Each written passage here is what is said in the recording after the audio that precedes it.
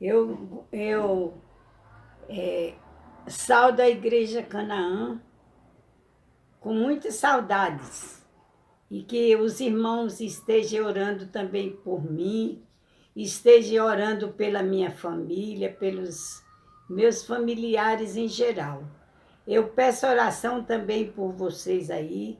Estou com muita saudade da igreja. Que Deus possa estar nos abençoando nesses dias tão difíceis que nós estamos passando. Mas eu creio que Deus tem tido misericórdia de cada um de nós. Graças te damos, Senhor, porque somos servos teus. E tu tem nos ajudado nessa tarefa tão difícil.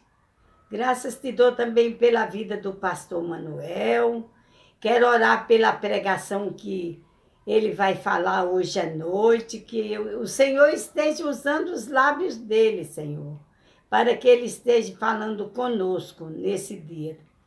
E também, Senhor, saudar todos os irmãos da igreja em geral, que eu não vou falar o nome de um por um, mas que tu, Senhor, esteja aí com cada um, guardando cada um no seu repouso de suas casas. E agora, Pai querido, eu quero orar por vocês, dando graça pelos dias, pelas horas que nós temos passado tão difíceis, Senhor.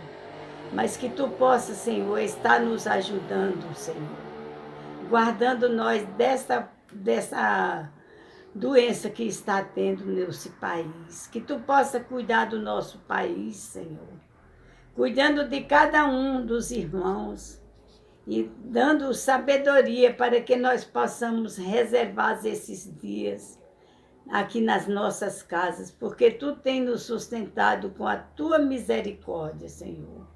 Graças te dou pela vida da Sandra, com os seus filhos aí, cuidando do pastor.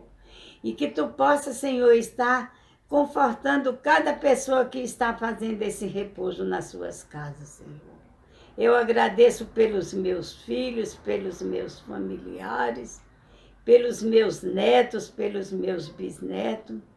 Eu agradeço pela vida de cada irmão, Senhor, para cada igreja que está nessa hora agradecendo o poder de Deus nas nossas vidas, Senhor. Fica com aquelas pessoas que perderam os seus entes queridos, nessas enfermidades tão difíceis, Senhor. Fica com cada um deles, fica com aqueles que se encontram nos leitos, Senhor, nas cadeias, nos lugares difíceis, que o Senhor esteja confortando o coração de cada um, Senhor. Nós oramos agradecidos e também pedimos ao Senhor que nos livre, Senhor, desses dias e que tu possa dar paz em nossos corações, porque nós ficamos muitas vezes. Amizade com Deus. Não importa que você seja ou qual seja a sua necessidade, Deus está nesse lugar e espera por você de braços abertos.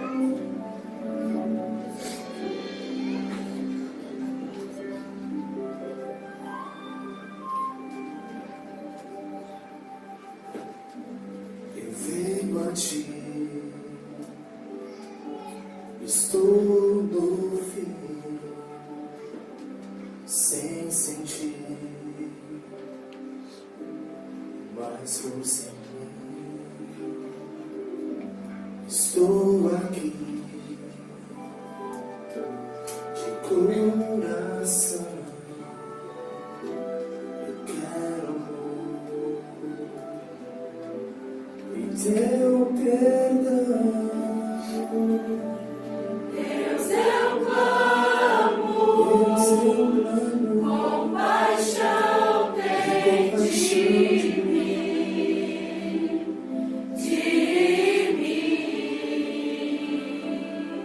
Vem limpar-me, Vem limpar, faz-me santo, faz-me santo, como a ti, Senhor. como a ti. Eu clamo.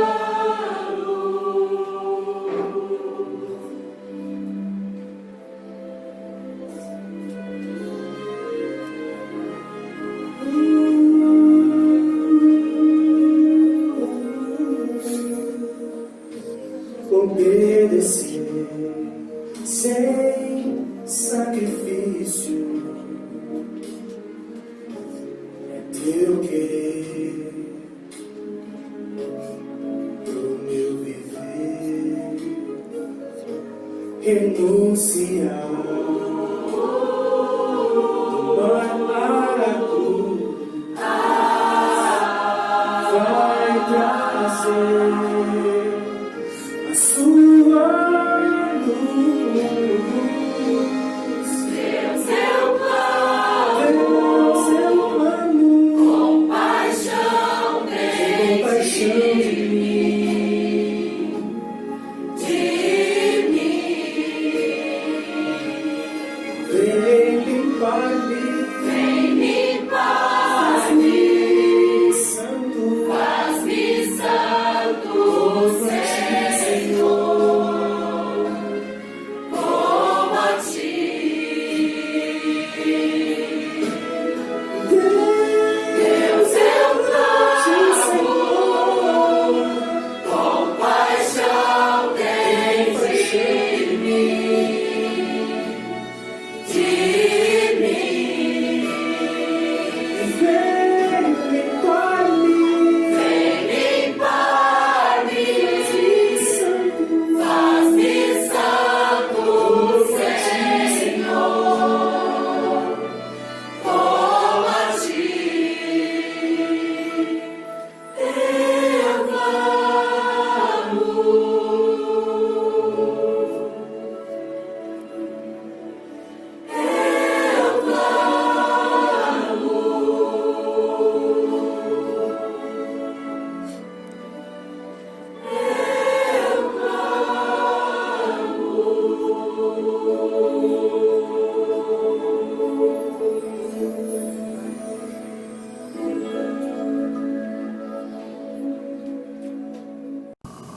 Graça e paz. Estamos chegando a mais uma exposição desta série Comunicando Vida à Cidade. E quero dizer para você o quanto que a cidade precisa de vida. As cidades precisam de vida. Nós temos ouvido a cada dia muitas e muitas notícias que muitas vezes tem levado pessoas a quadros de desespero, quadros de tristezas, quadros de depressões e de angústias, diante de tudo aquilo que tem acontecido. Primeira onda, segunda onda, tem remédio, não tem, as questões que já são complexas do próprio ser humano, a gente ainda vê muitas e muitas outras situações acontecendo e levando pessoas a ficarem tristes e cada vez mais serem envolvidas por esta onda de temor, de morte e de terror.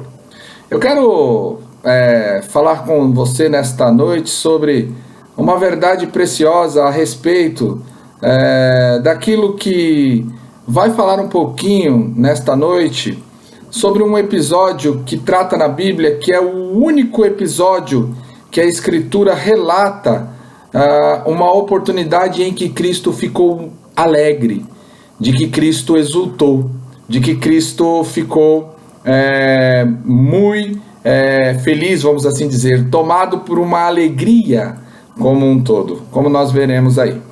E esse texto está inserido dentro de um dos capítulos mais belos e mais lindos do Evangelho do nosso Senhor Jesus, no livro de Lucas, que eu quero te convidar a ler comigo nesta oportunidade.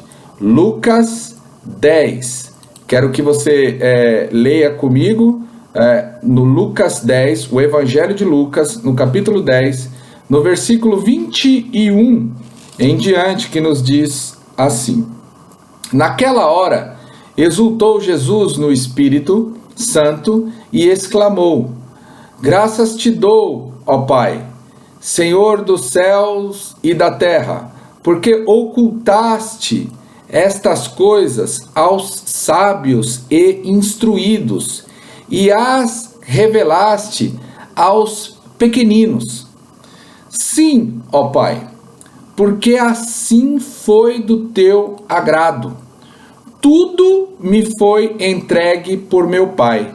Ninguém sabe quem é o Filho, senão o Pai. E também ninguém sabe quem é o Pai, senão o Filho. E aquele a quem o Filho quiser revelar. E voltando-se para os seus discípulos, disse-lhe particularmente: bem-aventurados os olhos que veem as coisas que vós vedes.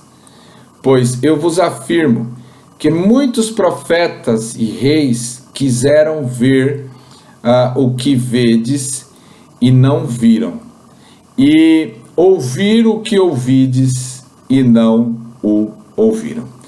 O capítulo 10 está aí, no Evangelho de Lucas, esse evangelho escrito pelo médico amado, trouxe vários e vários relatos, e o capítulo 10, ele está inserido dentro daquele contexto, traz no seu arcabouço ali, a história da missão dos 70, ou como alguns vão preferir, a missão dos 72, que eu não vou entrar no mérito agora.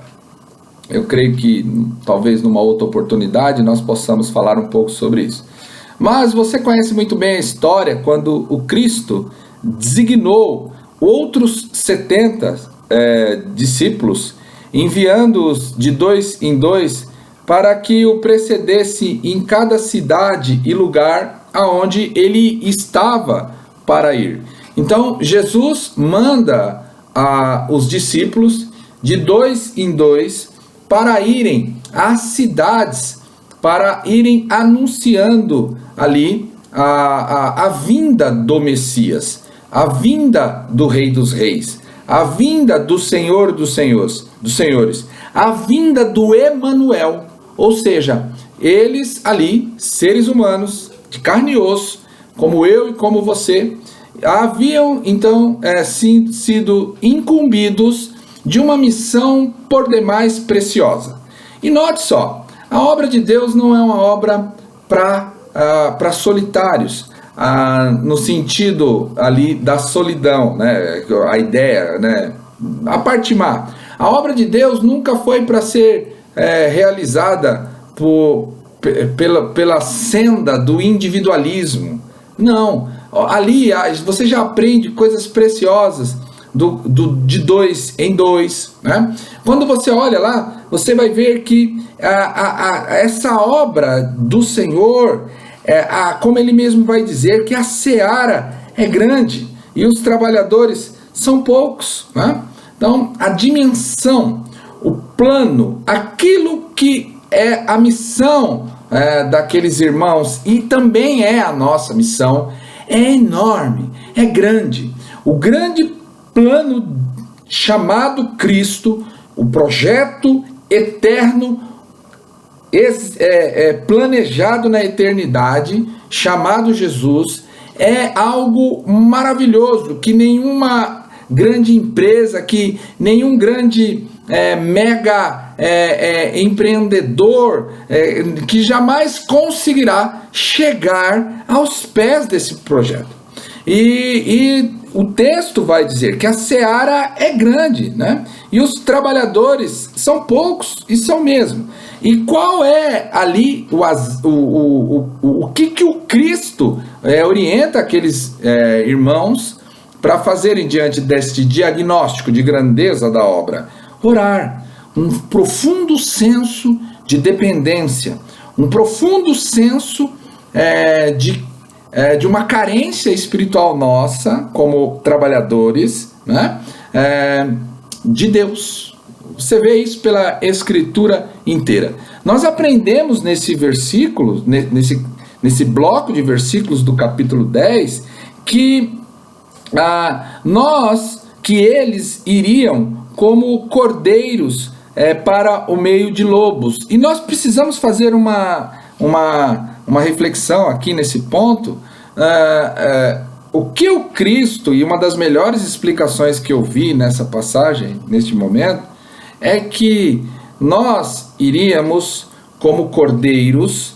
A ideia ali é que nós iríamos como cordeiros no meio de lobos, mas com a consciência lá atrás de que nós estaríamos sendo pastoreados pelo bom pastor que é Jesus Cristo, que iria nos defender, que iria nos capacitar, que iria nos levar às águas tranquilas, que iria nos conduzir aos pastos verdejantes, que ia ter um cajado e uma vara para nos disciplinar, para nos defender. Ou seja, ele colocaria-nos como literalmente nas condições de poder realizar a obra, no sentido da segurança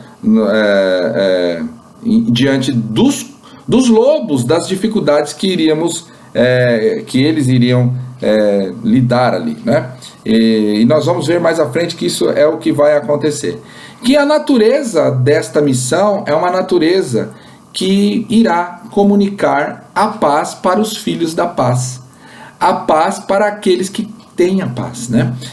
É algo assim, tão bonito, né? Diz assim: ao entrares naquela casa, né? Antes de tudo você fale, você deseje, você coloque para fora, literalmente falando, né? Que não seja um mero cumprimento protocolar, mas que você leve literalmente a paz, que a paz que há aqui nele comunique com a paz que lá está, a paz do Cristo.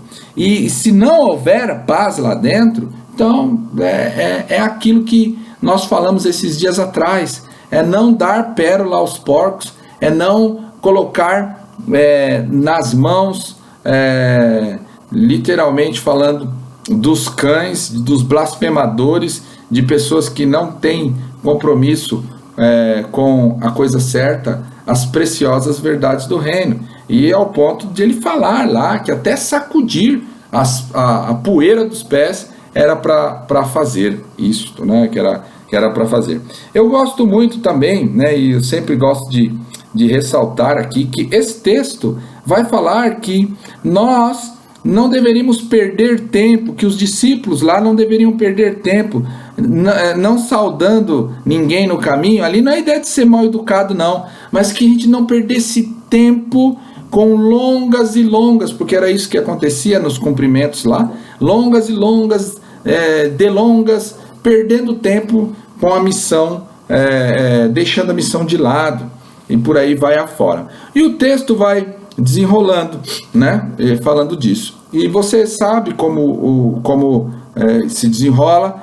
Eles vão, e quando eles chegam lá, eles curam enfermos, eles pregam o evangelho, eles anunciam o retorno do reino, né, literalmente falando. Eles apregoam a vinda do rei e do redentor. E você sabe muito bem que quando estes irmãos voltam, eles voltam possuídos de alegria, eles voltam tomados de alegria. E a razão pela qual eles estavam tomados de alegria é porque os próprios demônios se submetiam ao nome do Senhor Jesus. Eles foram pregando e eles foram curando, eles foram libertando e eles foram anunciando a verdade do evangelho, e as pessoas iam sendo curadas, e os enfermos iam sendo curados, e eles ficaram muito alegres diante do resultado de tudo aquilo que eles viram. E eles falam para Jesus: olha, Senhor, em teu nome o inimigo perdeu espaço. E Jesus fala: eu vi literalmente o Satanás caindo como um relâmpago. Mas uma das passagens mais preciosas que nós temos nos dias de hoje, né, é que eles não deveriam se alegrar, né, com essa, porque os espíritos se submetiam, mas eles deveriam se alegrar porque o nome deles estavam arrolados nos céus, estavam arrolados no livro da vida. E é então diante desse cenário que nós vamos ver a passagem que vai relatar a felicidade de Cristo, o dia em que Cristo exultou. Eu quero então tratar um pouco com você sobre este assunto, né? No dia em que Cristo exultou, quais foram as razões pelas quais Cristo exultou? A primeira verdade se encontra no versículo de número 21, e é o que eu quero tratar com você. A primeira verdade se encontra no versículo de número 21. Diz assim: naquela hora exultou Jesus no Espírito Santo e exclamou: graças te dou, ó Pai, Senhor dos céus e da terra, porque ocultaste estas coisas aos sábios e instruídos, e as revelaste aos pequeninos. Sim, ó Pai, porque foi do teu agrado. Que coisa maravilhosa! No dia em que o Cristo exultou. E eu quero tratar um pouquinho aqui sobre a palavra exultar aqui, que é a tradução de um termo grego que traz a ideia do Cristo ter ficado profundamente emocionado, do Cristo ter ficado cheio de alegria, de o Cristo ter toda a sua estrutura tomada, né, de alegria do Espírito Santo. Esta é a ideia que está por detrás. Cristo ficou alegre, e muito alegre. Ele foi tomado de uma forte emoção, ele foi tomado, literalmente falando, né, emocionado com muita alegria. Ah, que coisa maravilhosa! Quem foi que disse que o cristão tem que ser triste? Quem foi que disse que o cristão tem que ser carrancudo? Quem foi que disse que o cristão tem que ser uma pessoa chata, rabugenta, nojenta, que não tem o sorriso no rosto? Este texto nos mostra que o Cristo ficou alegre, que o Cristo tinha sim razões para sorrir, para estar feliz, para ter dentro dele a alegria. E ele vai dizer o porquê que ele estava alegre. Então, a primeira razão pela qual eu vejo neste texto em que o Cristo estava alegre diante daquele relato dado pelos 70, a primeira grande razão é que a salvação reside na ação soberana de Deus. Ou, se você quiser melhorar, Deus é soberano na salvação dos seus filhos e filhas. Pastor, mas aonde o senhor está vendo isso? Perceba comigo: graças te dou, ó Pai, Senhor do céu e da terra. Então, primeira questão aqui: o nosso bom Deus é o Senhor soberano dos céus e da terra. Primeira grande verdade: nada pertence a Satanás. Esse é o primeiro ponto. O mundo jaz no maligno. Isso é verdade. Está adormecido, está cegado, como nós conhecemos várias verdades bíblicas sendo anunciadas desse jeito. Mas a Bíblia nos diz que do Senhor é a terra e todos os que nele habitam. Então, ele é o Senhor dos céus e da terra. Agora, esse Senhor, que é o Senhor dos céus e da terra, que é o soberano Senhor, o Kyrios exaltado, como nos diz a construção do texto ali, vai nos dizer que este Senhor resolveu de forma unilateral, soberana, exercendo o seu senhorio, ocultar estas coisas aos sábios e instruídos, né? Quais coisas? As coisas que estão aí, passaram aí atrás, né? Um chamado para pregar o evangelho, para anunciar a vinda do Messias, para curar enfermos, para expulsar demônios, para pregar o evangelho, para libertar cativos, para pôr em liberdade os oprimidos, os algemados, para apregoar o ano aceitável do Senhor. E isto, Deus, no seu plano soberano, não se cercou, não se valeu, não utilizou daqueles que se auto-intitulavam sábios, instruídos, aqueles que seriam os prováveis. Deus, na sua ótica, vai trabalhar exatamente com os improváveis.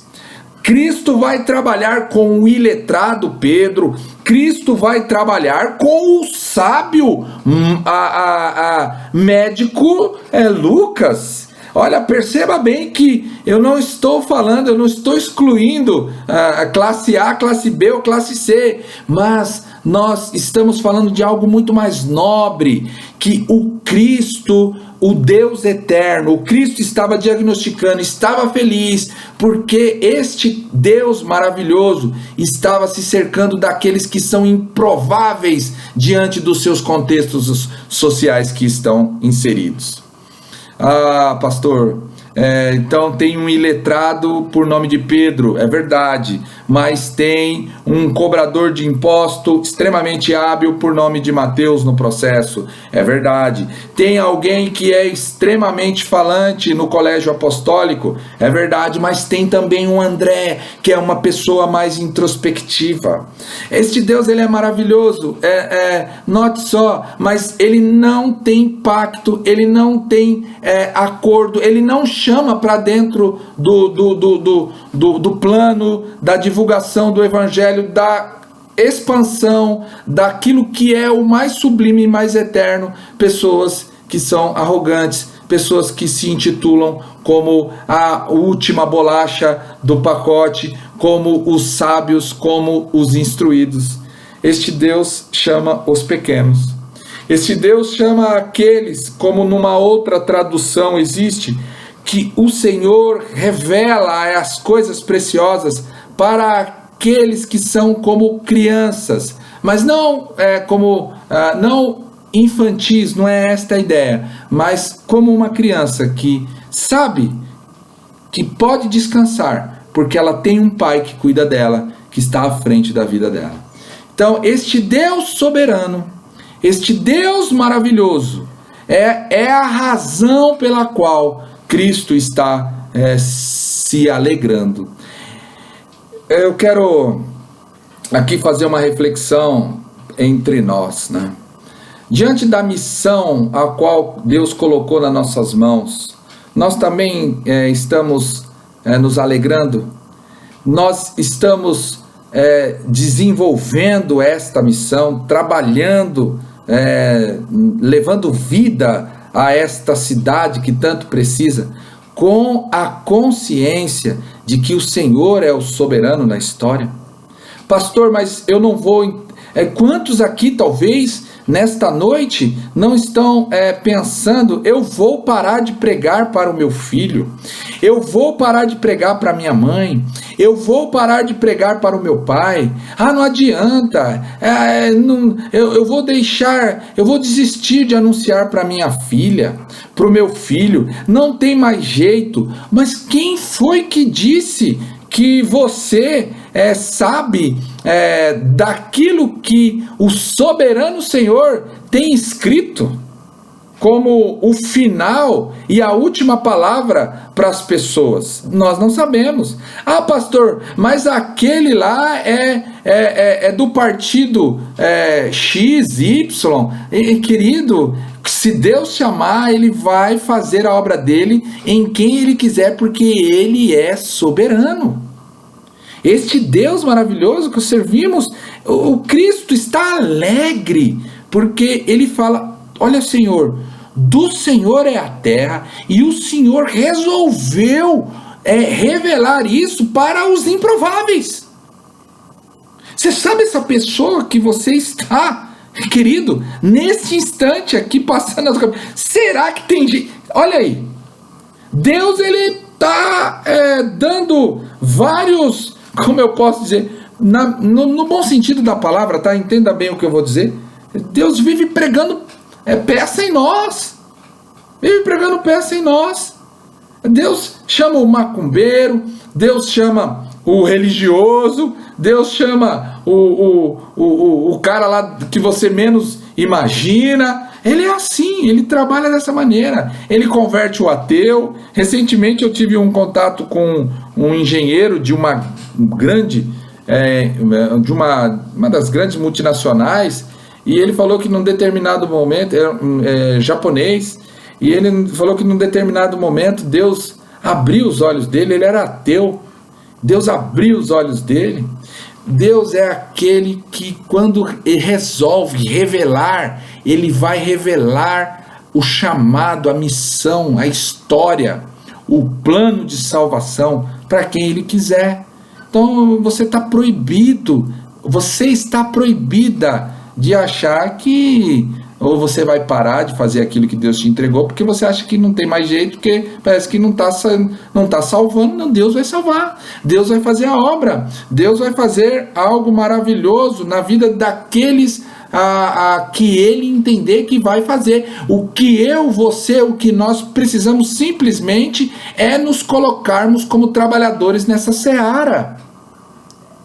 Vamos parar para pensar nisso? Então, vamos alegrar o coração, vamos tirar a depressão, vamos tirar a tristeza, vamos tirar a angústia, vamos tirar isso de dentro do nosso coração, na certeza de que Deus é soberano, e como Cristo se alegrou, vamos se alegrar também. E tudo isso, o texto vai dizer, sim, ó Pai, porque assim foi do teu agrado. Então vamos falar com Deus. Deus, é do teu agrado, então salva.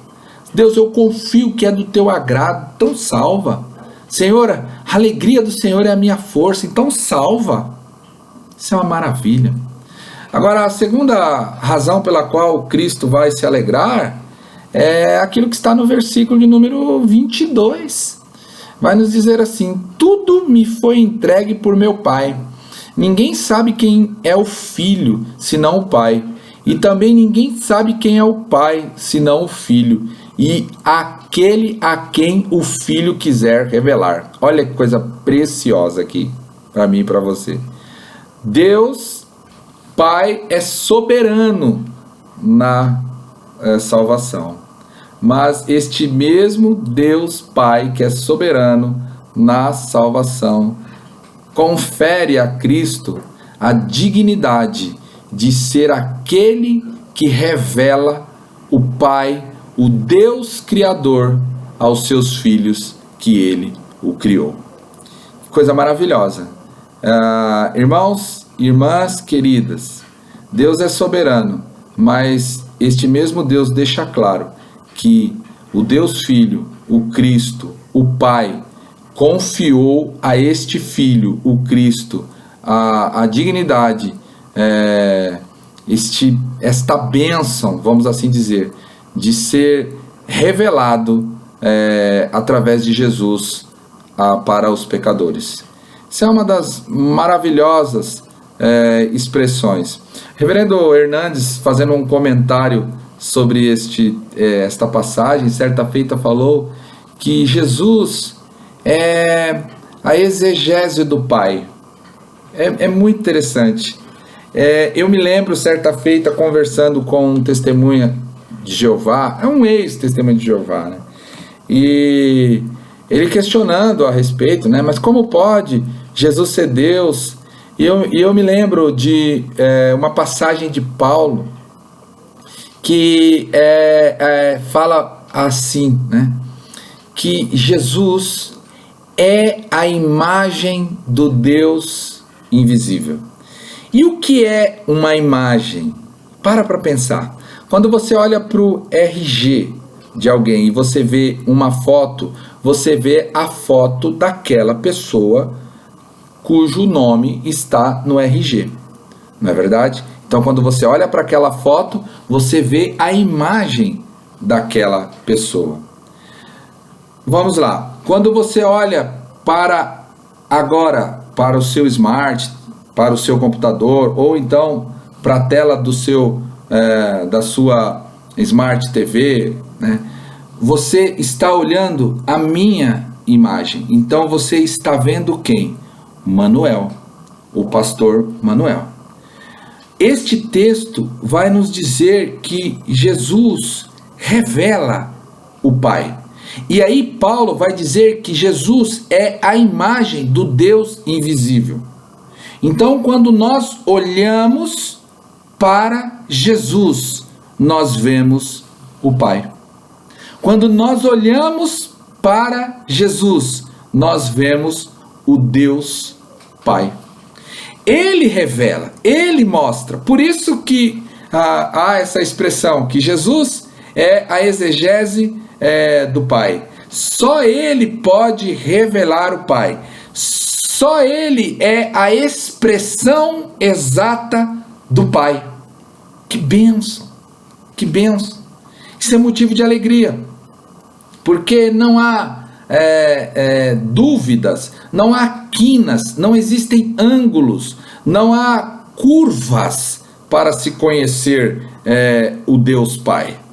Não há mais buracos, vazios, abismos, distâncias, escuridões, né? Nuvens, neblinas que possam nos impedir de ver o Pai. Nós conseguimos agora vê-lo através do Cristo, do Filho. Isso é motivo de alegria. Isso é motivo de alegria. Então, poxa vida, meu querido, minha querida, por que a gente acha que 2020 anos depois, a estratégia para levar as pessoas para cumprir a missão, né, é apresentar outra coisa? É apresentar um projeto social? Não que os projetos sociais não sejam importantes. Por que a gente acha que é importante fazer então um trabalho que tire o evangelho? Não. Se nós queremos que as pessoas sejam libertas, alcançadas, nós não temos outra alternativa a não ser apresentar Jesus, porque é Jesus quem revela o Pai. É Jesus quem conecta o homem ao Criador. É uma bênção isso. Isso é motivo da nossa alegria. É isso que nós deveríamos nos alegrar também, assim como o Pai, como o Cristo se alegrou. Então, o primeiro motivo de alegria foi a certeza de que Deus é soberano na salvação. A segunda, como nós vimos aqui, é que Cristo é aquele que revela o Pai. Nós vamos aprender que o outro grande motivo ali de alegria é que o próprio Cristo vai dizer para todos nós que nós somos os bem-aventurados. Eles ali eram os bem-aventurados e nós também somos os bem-aventurados. Versículo 23 nos diz assim: e voltando-se para os seus discípulos, disse-lhes particularmente, bem-aventurado os olhos que veem as coisas que vocês vedes. Pois eu vos afirmo que muitos profetas e reis quiseram ver o que vedes e não viram, e ouvir o que ouves e não ouviram. Eu quero dizer uma coisa para você.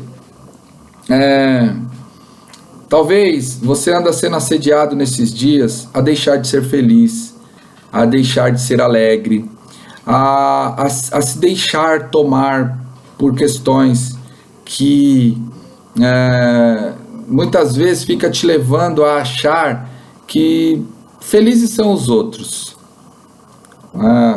Eu quero dizer para você que o texto diz aí que bem-aventurado era aqueles lá que estavam vendo o próprio Cristo. E eu quero dizer para você que nós somos mais bem-aventurados ainda. Nós somos mais bem-aventurados, porque nós somos aqueles que não vimos e cremos. Entenda bem o que eu vou dizer. Preste bastante atenção no que eu vou dizer. Nós olhamos o Cristo pela fé. Nós temos a certeza que este Cristo veio, ele foi prometido, ele veio, ele morreu, ele ressurgiu, foi assunto ao céu e voltará. E voltará. De maneira que nós somos os mais bem-aventurados. Então Cristo se alegrou por isso.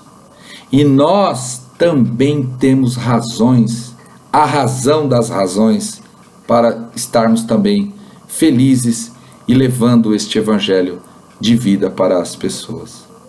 No primeiro domingo, nós falamos sobre como Cristo percorria cidades e mais cidades. No segundo domingo, nós tratamos do Cristo levando vida para uma mulher em meio a uma cidade, aquela mulher que estava diante de pessoas que estavam usando a pedra para matá-la, e Cristo ali, a comunidade da pedra, para salvá-la. Hoje nós aprendemos que este Cristo mandou os seus discípulos irem abrindo portas, pregando e anunciando o evangelho da salvação, a chegada de Jesus naquelas cidades em que eles foram na frente. E nós hoje também temos esta missão semelhante a estes discípulos. Hoje nós também vamos às cidades, levando a vida, falando que Jesus vai voltar, que Jesus está às portas, que há um cabedal imenso de evidências e de comprovações inquestionáveis de que tudo está se cumprindo como Cristo soberano, como o Deus soberano havia dito. Por isso, nesta noite, nós também temos a oportunidade de pregar o evangelho para as pessoas que estão nos ouvindo.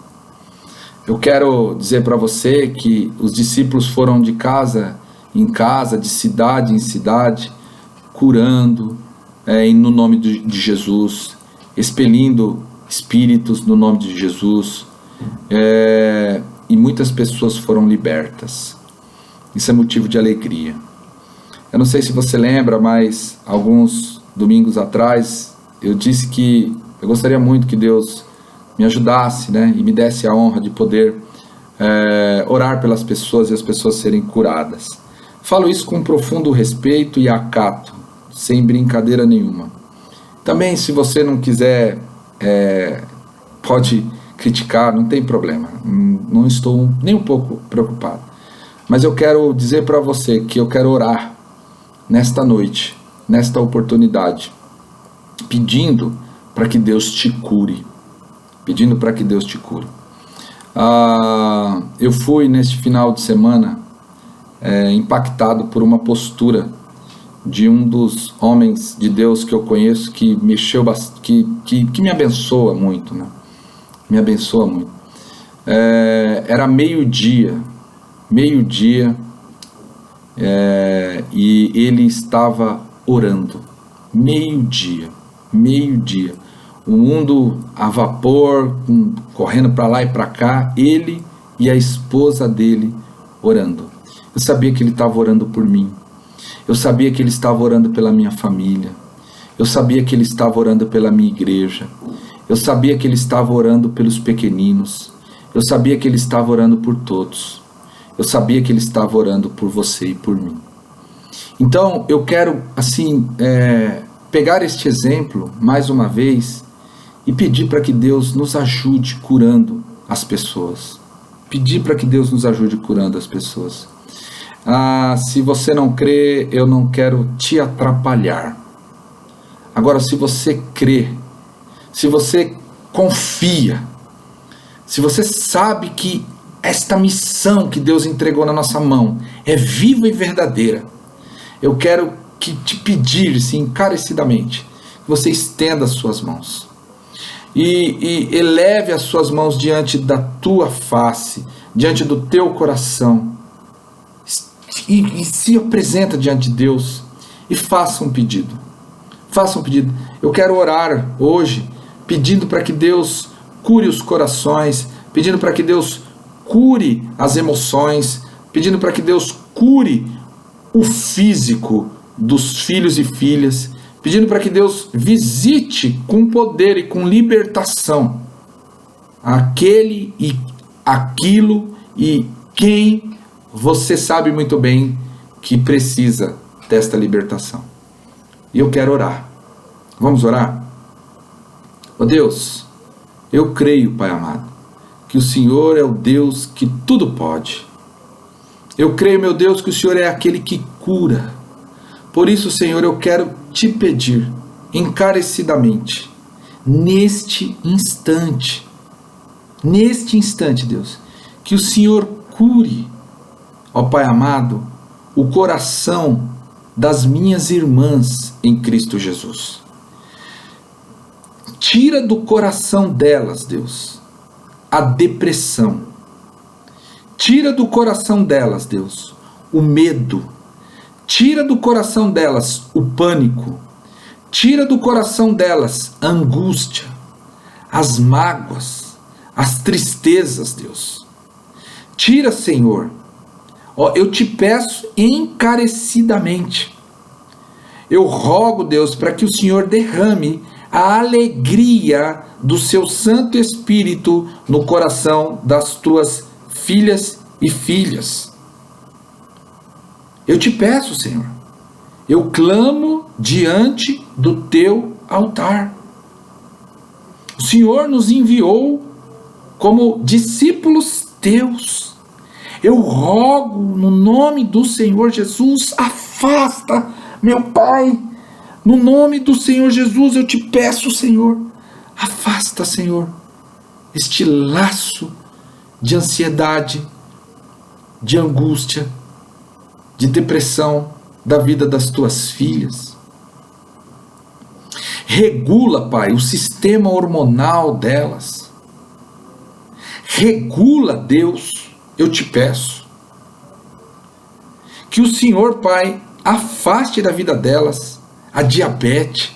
Tira, Senhor, tira câncer. Tira, Senhor, todos e quaisquer problemas que possam estar mexendo com a estrutura, ó Pai querido, física das minhas irmãs, das mulheres que te servem em espírito e verdade, e desta pessoa que talvez está recebendo esta mensagem nesta noite e que está precisando, Senhor, da alegria que vem do seu Santo Espírito.